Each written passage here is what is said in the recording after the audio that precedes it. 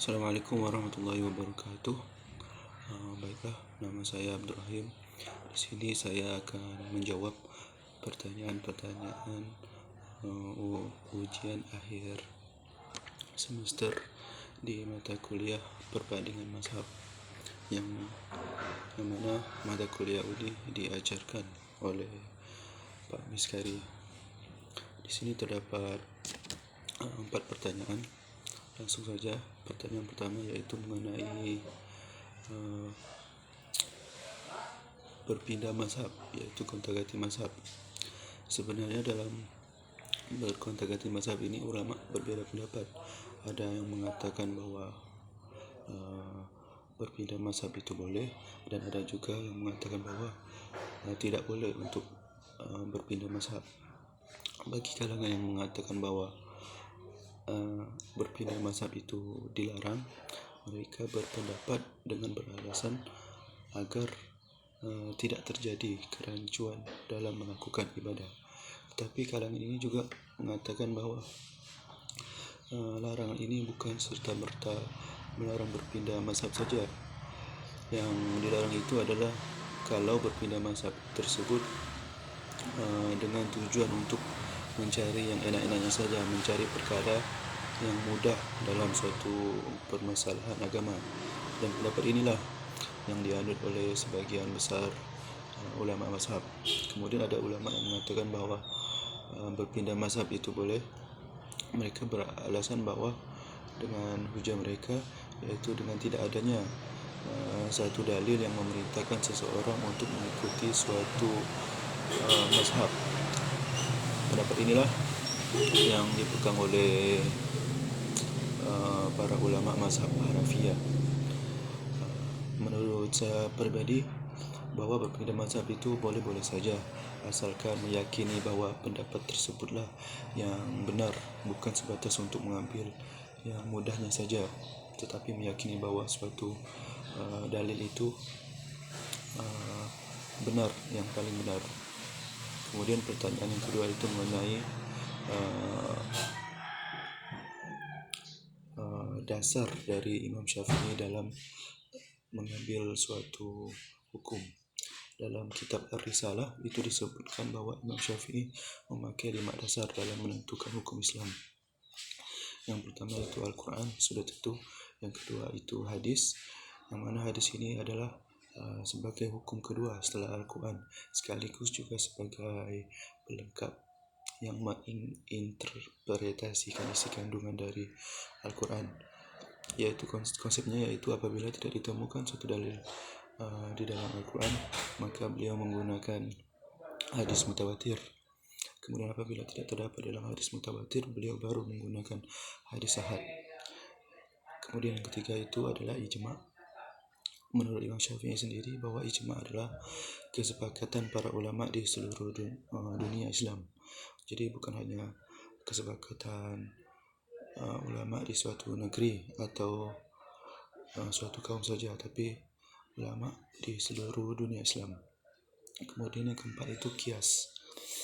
Kias yaitu menyamakan suatu hukum dari peristiwa yang tidak ada nasnya, nas hukumnya tidak ada, dengan peristiwa yang sudah memiliki nas hukumnya ini dikarenakan adanya persamaan dalam ilat hukumnya.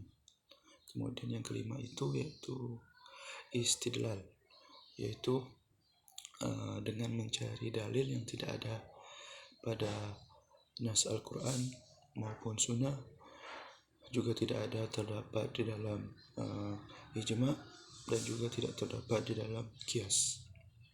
Jadi ada 5 dasar yang digunakan oleh Imam Syafi'i dalam menetapkan hukum Islam. Yang pertama itu Al-Quran, hadis, ijma', qiyas, dan istidlal. Kemudian yang ketiga mengenai talfik.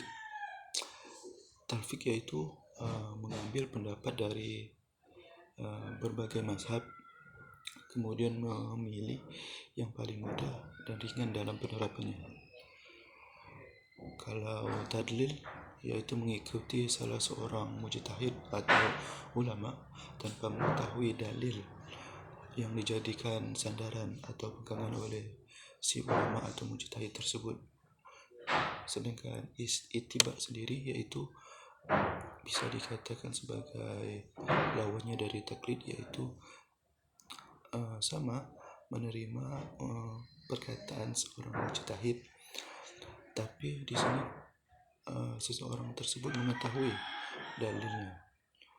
Jadi kalau taklid itu tidak mengetahui dalil, sedangkan ittiba itu mengetahui dalil. Sedangkan contoh talfik yang diharamkan yaitu mengenai pernikahan, yang mana kalau di kalangan mazhab Hanafiyah yaitu mereka membolehkan bahwa pernikahan tanpa wali dan tanpa mahar. Kemudian di kalangan mazhab Imam Maliki bahwa dibolehkan menikah tanpa saksi, sehingga apabila ini digabungkan dengan talfik maka seseorang bisa saja menikahi seorang wanita tanpa wali, mahar ataupun saksi. Maka hal inilah yang dilarang dan diharamkan untuk melakukan talfik. Kemudian soal yang keempat yaitu mengenai basmalah. Jadi jumhur ulama itu mengatakan bahwa basmalah bukan sebagian dari Al-Fatihah. Sedangkan dalam mazhab Imam Syafi'i dikatakan bahwa Al-Fatihah merupakan bagian dari basmalah merupakan bagian dari Al-Fatihah. Sedangkan dalam sholat sendiri itu ada beberapa pendapat mengenai bacaan basmalah dalam sholat. Yang pertama itu ada yang menghukumi sunnah membaca basmalah secara keras atau jahar, dan ini merupakan pendapat umum dari ulama Syafi'iyah. Kemudian pendapat yang kedua itu mereka menghukumi sunnah membaca basmalah dengan suara lirih atau sir. Pendapat ini merupakan pendapat dari Imam Bukhari, juga pendapat Imam Muslim, pendapat Imam Ibnu Qayyim, juga mazhab Hanafiyah, Hambaliyah dan lainnya. Dan ini merupakan mayoritas pendapat dari ulama di seluruh dunia.